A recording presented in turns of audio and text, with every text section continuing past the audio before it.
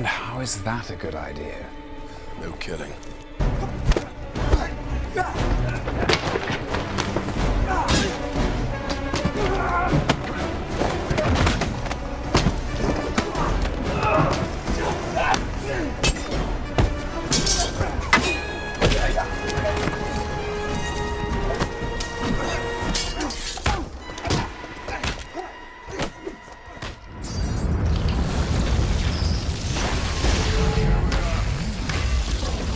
Guardians of the Galaxy back together again.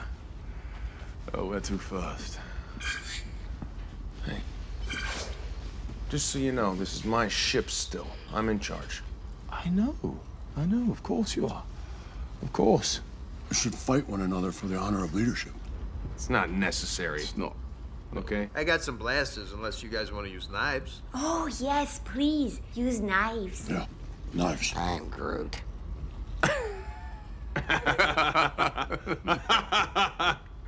Not necessary. There shall be no knifing one another. Everybody knows who's in charge. Yes, you. Of course. Of course. Of course. How's it going, guys? It's Dylan from Anything Super, and today, in this video, we'll be covering new Thor 4 Love and Thunder plot leaks, what it means for the movie, and Easter eggs. If you're new, be sure to subscribe with notifications so you stay up to date with all the latest MCU news. Today's news comes from 4chan in the form of leaks and crazy plot details for Thor 4.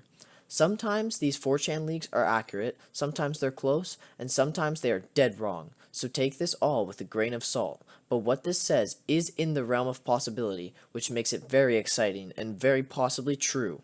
Let's dive right in and really break down what's going on here and what each plot leak is and means.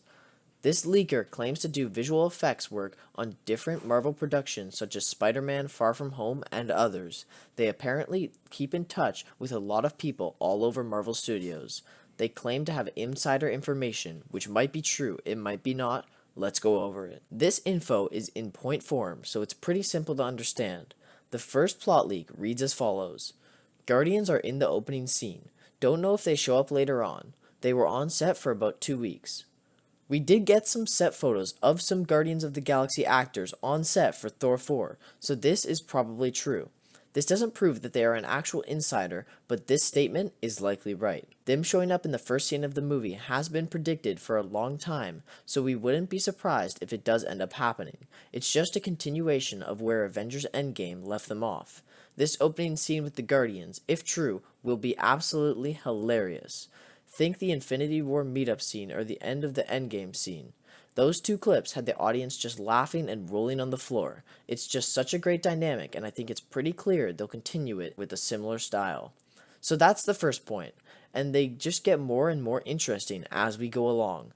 The second plot leak states, Beta Ray Bill is in the film. This is surprising since a lot of people fan cast Christian Bale as Beta Ray Bill, but we actually officially know he's going to be playing Gore the God Butcher instead, and he will fight against Thor in Thor 4.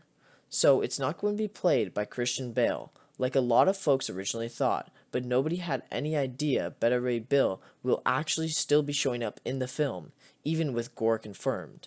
You can see a statue of Beta Ray in Thor Ragnarok. That was a nice Easter egg only a few people noticed, but it was visible in there, meaning the creative team was sort of laying the groundwork for that possibility of a future Beta Ray Bill appearance. Basically, it wouldn't be impossible to see him show up, just surprising because we now know that Christian Bale won't be playing him. Now, the next plot point here goes as follows. Jane does have cancer. Can't confirm it 100%, but it is believed that she does die in the film from cancer. Jane is set to be the female version of Thor in the movie, and since they had cancer before she became Lady Thor in the comics, it lines up perfectly. It's just the beginning of her origin story, before Thor tries to save her by giving her some sort of magical Asgardian or otherworldly power or magic, which in turn gives her the strength to become Lady Thor and wield the hammer. Side note, that'll make Jane, aka the new Lady Thor, the 5th or 6th person in the MCU to officially hold the hammer. We had Odin, Thor, Hela, Vision, Cap, and now Jane. That's a big list to be a part of. Anyway, if this is true, we just learned a lot about the plot, Marvel might be following the comics on this one. It's likely that the reason Jane even got these insane godlike powers in the first place is that it's the cure. Thor is trying to save Jane from dying of cancer by giving her Asgardian powers. Probably some sort of spell. They might need Heimdall or some other wizard, but it's going to need some insane magic, and that'll probably happen in the first act of the film, right after Thor says goodbye to the Guardians. Just a few minutes later, he'll probably meet up with Jane, see she has cancer, go on a quest to try and figure it out, and at the beginning of Act 2 or the end of Act 1, try to cast a spell to give her powers to save her from this horrible disease. That's basically going to be his plan, and this leak makes it even more likely that they'll follow the comics and tell it this way. The next plot detail this person reveals has to do with Loki. The leak says, there is no Loki in this one. That is pretty definitive, so it looks like the God of Mischief might not get a full revival in the original timeline. Loki always steals the show in the Thor movies, and since he's getting his own series now and maybe branching off from there, it might make sense for Thor to finally shine on his own, because he does have the fantastic chemistry with Jane and Valkyrie and all the other characters. But yeah, it's looking pretty definitive that no Loki showing up in Thor 4 to really give him the spotlight, which means that the main timeline probably isn't going to have a Loki. We might see alternate timeline versions that will be explored in the Loki series just a few weeks away now. The reason that we won't likely see him get revived in the main MCU timeline is because he died there literally 3 times, and it might be weird to bring him back for another round. Fans would love it, but in a storytelling mindset, it might not make sense. It's okay for him to have this branch on Disney Plus that he goes on adventures with. They're probably already producing a season 2. There are rumors and leaks about that, so I'll be covering all that in the future. Plus, we'll be breaking down all the new episodes of Loki, so make sure to subscribe for those videos. But anyway, no Loki and Thor pair up in Love or Thunder, for, according to this, they will probably be separated for a long while. Bringing him back for a 4th time weakens the scene where Thanos literally said, "No resurrections this time." There have to be some consequences or the movies and series don't have weight. On to the next plot leak.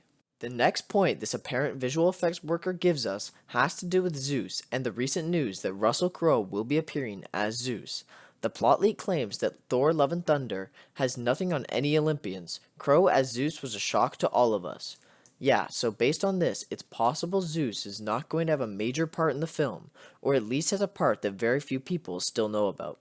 Nobody would have known about this except for the fact that Russell Crowe literally leaked the news himself on this, so it's clear very few folks know that this is going on, or know the details of Zeus's appearance.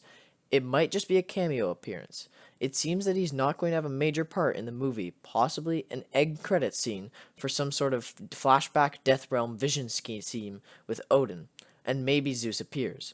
It's going to be weird because this is part of Greek mythology and Thor is in the Norse mythology, but if these ancient mythologies are in the MCU and they cross over, I guess that'll be interesting to see. Also, there's a chance that this visual effects person was just kept in the dark about all of this. Zeus is almost like the Greek equivalent to Thor, and with their lightning power and such, in a way, seeing them battle would be very cool. My prediction is that they might set up Zeus as some sort of Thor 5 movie villain or antagonist, because you know Marvel won't pass up on a Thor versus Zeus fight scene. Anyway, we now know that Russell Crowe's version of Zeus is not going to have a big part into play. It's going to be a small one, or 1 or 2 scenes apparently that don't have anything to do with the plot in a major way. This 4chan leaker goes on to say that we now believe that Isla Fisher also has some sort of role in this.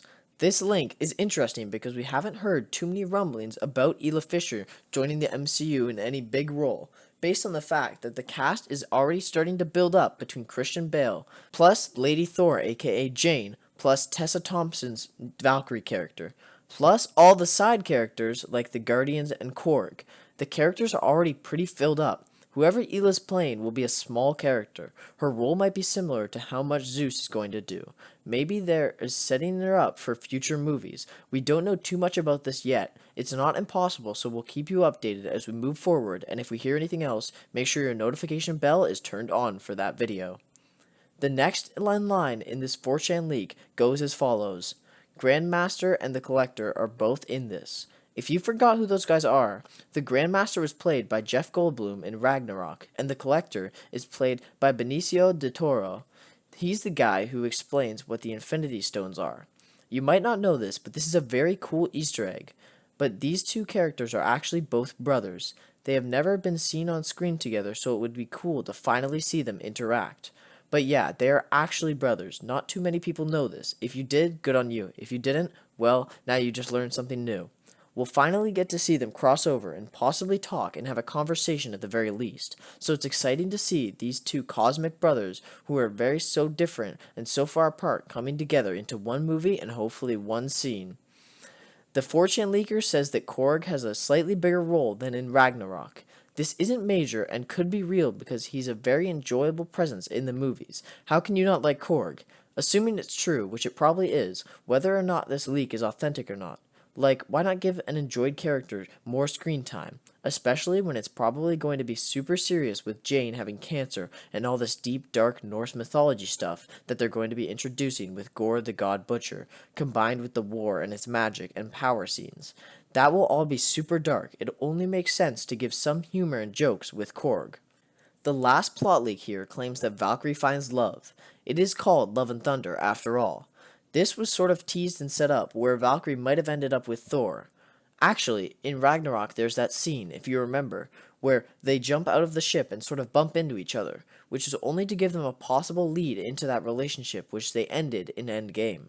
Like, they put a definitive end to that possibility there, especially if you look at the deleted scene where Thor names Valkyrie as the Queen of Asgard. She shoots him down right there. There's not going to be any Thor and Valkyrie relationship going forward. That was just a theory that they were kind of working on over at Marvel, testing audiences seeing what they would like, but they're clearly going with Jane and Thor relationship in Love and Thunder, so it'll be interesting to see who Valkyrie ends up with. If you look at all these plot leaks, they're all super interesting. There's some stuff we didn't know, some stuff that seems plausible and even super likely. What do you guys think if these are all real? Well, it sucks we won't see another Thor and Loki team up. It might make sense for Chris Hemsworth to finally shine on his own and not have the show stolen from him by Loki. Plus, it'll show that deaths in the MCU do have consequences. They're saying that you can't bring anybody back at any time. Loki will be going off on a new path, which we'll cover next month, but bringing him back like nothing happened wouldn't make sense. All in all, these leaks seem very realistic. What do you guys think about this? Do you think this 4chan leak is true? Which plot leak points do you think are most likely to happen than others? Let me know in the comments below. That's all I have for you guys today. If you're new, remember to slam the subscribe button because whenever new information comes out, we'll be reporting it. For Loki, Thor Love and Thunder, and more. Also, feel free to follow me on Twitter at SuperAnything for all the latest updates right when the news breaks. See you all very soon. This has been Dylan from Anything Super.